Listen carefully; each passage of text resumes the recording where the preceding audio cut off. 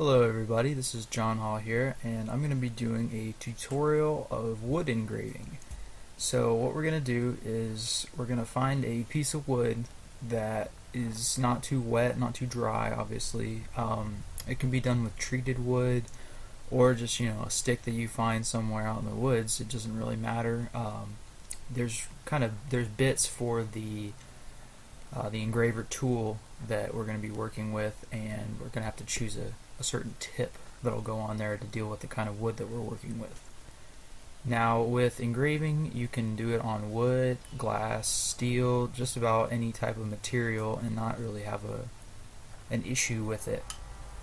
But we're going to get started. So first thing we do is we found a nice piece of wood here, and we're going to choose the side that we want to work with. The next step is to find a design that we really like. So for this, you can go on the internet, or you can go from a book and just write it and copy it down, but for the sake of this, we're going to be printing on a certain piece of paper.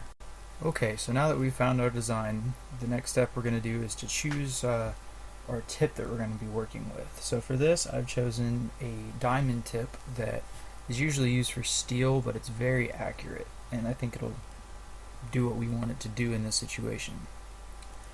So the next step is going to be applying the printed design to the wood. Now this part can be pretty tricky, and you have to choose which side you print the image on, because one side is sticky and it will apply to the wood, and the other side is the one you want to be doing the engraving on. So now we've chosen our bit and we've applied our paper. It's time to get to work. So for this part, I had to have someone help me to take some of the pictures. As you can see here, that it's very tedious work, and I needed some help taking some pictures. And as you can see, I'm pretty focused. Had to get in the zone, because once you start engraving, it's hard to stop to change directions and or take breaks or anything like that, because you really have to be able to control the depth that the tip is dealing with there. So this took me about 20 minutes to really do. The printing only took about 3 minutes. It may take longer, give or take, when you're trying to find the image that you want. So I'm here with my girlfriend Dana, and she's helping me with my project. Hi. She helped me take some of the pictures where I was busy working, and I'll go ahead and let her say a little bit about what techniques that she used. Well, since most of the photos emphasize the engraving, I mainly focused on capturing the process of everything.